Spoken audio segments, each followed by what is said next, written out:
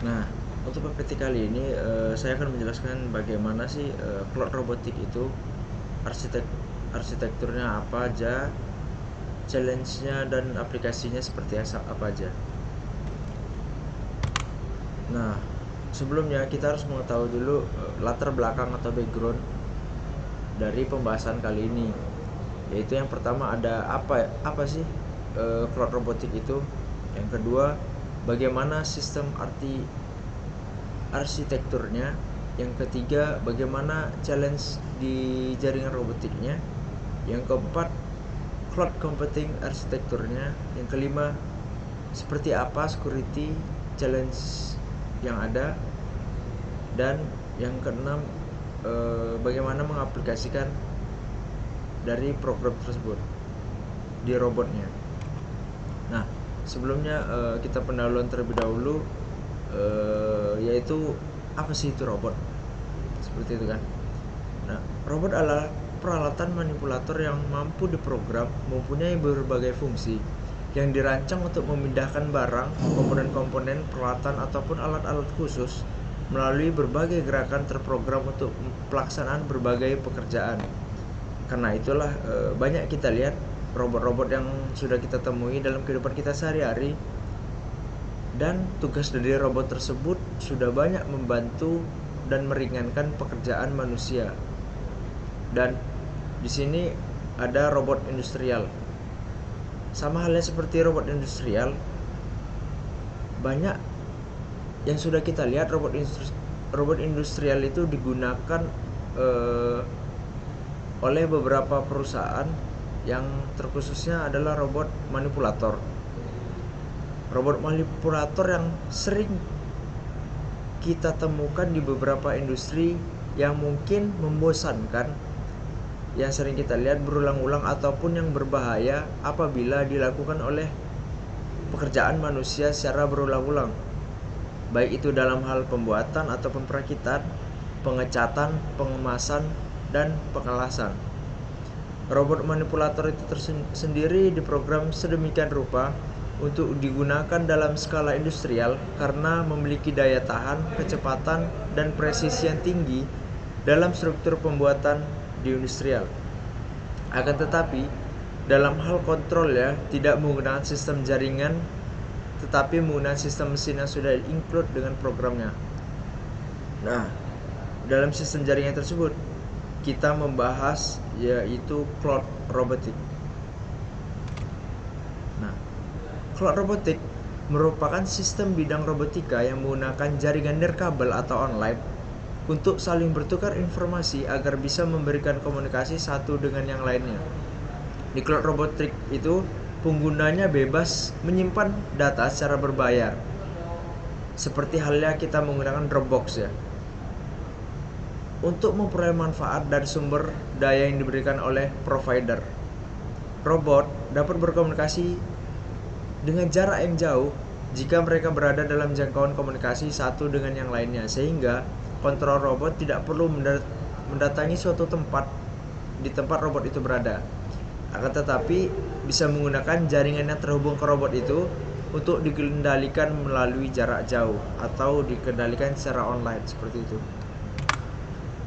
Nah, di sini ada yaitu namanya sistem arsitektur. Nah, sistem arsitektur ini di sini ada gambar gambar ilustrasi yang memiliki konsepnya. Yang pertama ada mesin to mesin, mesin dikendalikan mesin dari mesin seperti halnya ini, mesin robot ke robot, robot ke robot, robot ke robot, dan juga ada mesin to include. Mesin to cloud ini bagaimana robot ini dikendalikan di cloud secara jarak jauh, dan robotnya bisa menerima perintah dari cloud tersebut, sehingga apabila robot itu menerima perintah, maka robot yang lain bisa mengikutinya. Nah, untuk sistem arsitektur ini seperti halnya sekelompok robot yang berkomunikasi melalui link nirkabel juga, karena dia melalui call. jaringan untuk membentuk suatu kelompok yang dapat saling bertukar informasi. Nah, saling bertukar informasi ataupun komunikasi itulah yang dinamakan cloud jaringan infrastruktur untuk mengirim permintaan komputasi ke cloud. Apa sih komputasi itu? Komputasi itu seperti proses penyelesaian di mana kita melakukan proses di dalam robot tersebut, sehingga setiap robot yang dijalankan hanya melalui jaringan saja untuk diperintahkan menjalankan sesuatu yang ingin dikerjakan. Selanjutnya, communication challenge. Nah, kendala komunikasi yang ada di jaringan cloud ini yaitu data yang dikonsumsi harus ditingkatkan secara efektif. Kenapa? Sesuai dengan kebijakan yang ada, karena semakin efektif tingkatan konsumsi data yang dikelola cloud, maka penyimpanan data akan lebih hemat. Karena akses jaringan menggunakan sistem cloud robotik memiliki kapasitas ruangan yang terbatas, karena menggunakan sistem penyimpanan online yang siapapun berhak mengaksesnya apabila memiliki koneksi di dalamnya.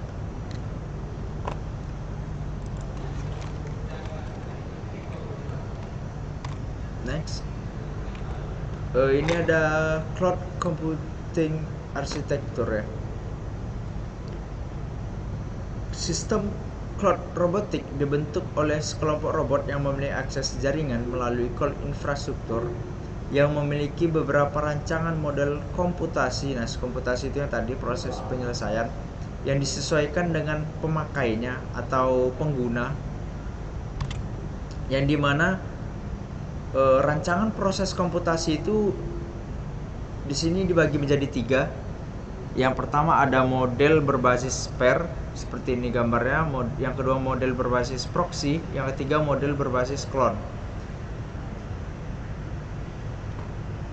Yang pertama kita jelaskan model berbasis pair. Model berbasis pair ini setiap robot ataupun virtual machine atau biasa disingkat VM ya, setiap cloud akan dianggap sebagai unit komputasi. Jadi di sini adalah cloudnya sebagai berproses saja, dan dari cloud ini mengirimkan ke robot untuk dikerjakan secara berkelompok seperti itu. Yang kedua ada model berbasis proxy. Nah, di dalam jaringan grup model berbasis proxy ini ada satu unit yang bertugas sebagai leader. Nah, leadernya itu seperti apa ini? Yang saya kursor ini adalah leadernya, contohnya, ataupun pemimpin di suatu kelompok ini yang bertugas untuk menjembatani interaksi antar jaringan cloud robot. Nah, jadi dari cloud robot ini para pengguna memberikan akses komunikasinya dan diberikan ke leader ini, dan leader akan memberikan ke robot-robot yang ada di sesuai dengan kelompok jaringannya seperti itu. Nah, model proxy seperti inilah yang biasanya paling rawan atau tidak kuat dalam hal konektivitas jaringannya. Akan tetapi dalam hal pengoperasiannya, model proxy ini paling mudah untuk digunakan karena strukturnya yang hanya komunikasi ke leadernya saja seperti itu. Yang ketiga ada model berbasis clone. Nah, model berbasis clone ini setiap robot memiliki jaringan peer to peer seperti ini ya, peer to peer. Masing-masingnya saling connect. Jadi dari cloud ke robotnya itu setiap robot masing-masing connect, dan dari robot ke robot juga connect, komunikasi berbasis pair yang lebih baik dibandingkan dengan mesin to mesin. Jadi model clone memiliki jumlah tautan maksimal dari cloud instruktur, sehingga model ini paling kuat dalam hal konektivitas jaringannya. Karena itulah kenapa paling kuat konektivitas jaringannya, karena cloud dari objek ini tidak hanya berpaku ke satu robot saja, tetapi setiap cloud mengirimkan ke beberapa robot yang ada. dalam hal konektivitas jaringan, model clone ini lebih susah untuk dioperasikannya dibandingkan dengan proxy ini. Seperti itu. Selanjutnya ada security challenge. Nah, security challenge ini sistem keamanan merupakan pertimbangan nomor 1 di cloud robotics yang solusinya sudah diterapkan. Yang pertama, membutuhkan lingkungan virtual machine.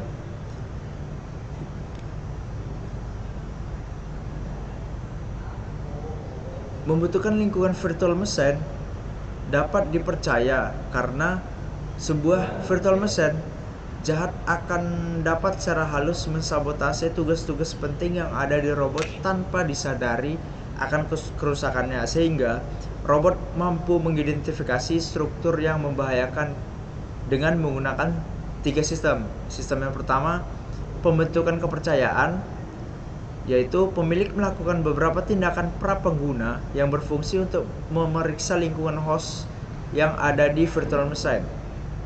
Yang kedua, ada mengukur kepercayaan. Setelah kita membentuk kepercayaan, kita mengukur tingkat kepercayaan itu. Nah, pemilik harus melaporkan pengukuran data kepercayaan tersebut dengan aman kepada pihak ketiga. Pihak ketiga yang kita percaya untuk akses di dalam cloud robot kita. Yang ketiga, ada kepercayaan berbasis reputasi. Setelah langkah-langkah sebelumnya, ada pembentukan dan ada mengukur kecepatan, pengguna memverifikasi siapa saja yang login ke struktur robot tersebut. Nah, di sini setelah membutuhkan lingkungan virtual machine, di sini ada membutuhkan perizinan untuk memberikan data ke cloud public. Untuk memberikan perizinan data ke publik, komputasi di call ini harus dapat diverifikasi terlebih dahulu oleh pengguna ataupun pihak ketiga. Pihak ketiga yang tadi kita sudah berikan aksesnya, ataupun orang terpercaya kita lah, agar tidak dapat dirusak seperti itu. Untuk memastikan tidak ada kode tersembunyi ataupun suatu data yang berbahaya selain tugas yang diberikan dari pengguna. Jadi selain program yang kita kirimkan itu akan hangus dengan sendirinya, karena itu dia akan dianggap sebagai virus seperti itu. Yang selanjutnya ada robotic application.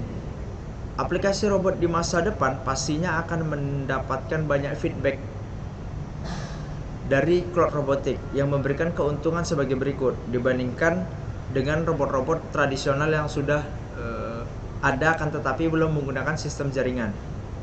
Yang pertama, ada robot yang bertugas berproses intensif ke call.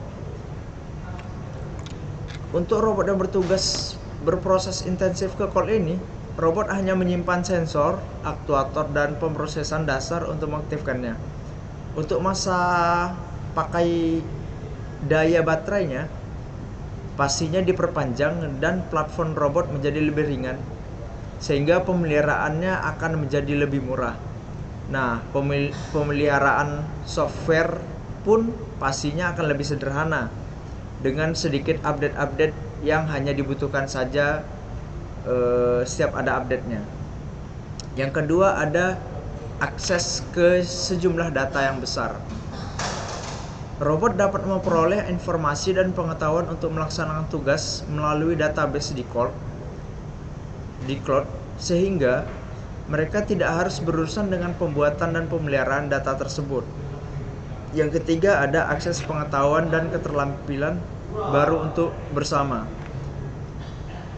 Cloud menyediakan robot untuk berbagi informasi dan belajar keterampilan dan pengetahuan baru satu sama yang lain, sehingga cloud dapat menghost library baru yang memetakan kebutuhan tugas yang berbeda, sehingga bisa mengubahnya menjadi kenyataan. Karena keunggulan itulah cloud robotik memiliki jangkauan yang luas bagi penggunanya, sehingga cloud robotik banyak dijumpai di beberapa bidang, seperti halnya bidang transportasi cerdas yang sudah sering kita lihat, pemantauan lingkungan ataupun CCTV, perawatan kesehatan ataupun smart digital house seperti itu.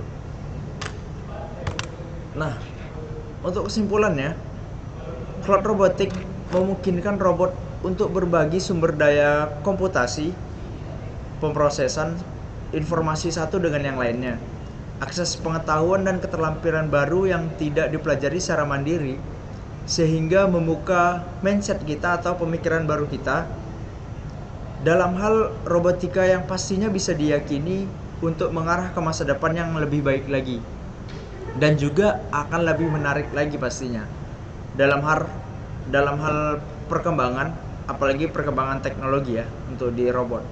Nah, pastinya memungkinkan untuk pembuatan robot di masa depan akan menjadi lebih ringan, baik itu dalam biaya ataupun pembuatannya, dan lebih murah dengan daya komputasi dan kebutuhan memori yang lebih rendah, dengan memanfaatkan jaringan komunikasi dari sumber yang ditawarkan oleh pembuat cloud. Jadi untuk di masa depan, pembuatan robot tidak harus dimulai dari nol lagi, akan tetapi bisa mengunduh cloud robot yang ada disebar di internet jaringan yang sudah dibuat saat ini, seperti itu. Mungkin ini saja yang bisa saya sampaikan. Pastinya harus bisa menambah wawasan kita lagi, dan kita di sini sama-sama belajar. Lebih kurangnya mohon maaf. Terima kasih.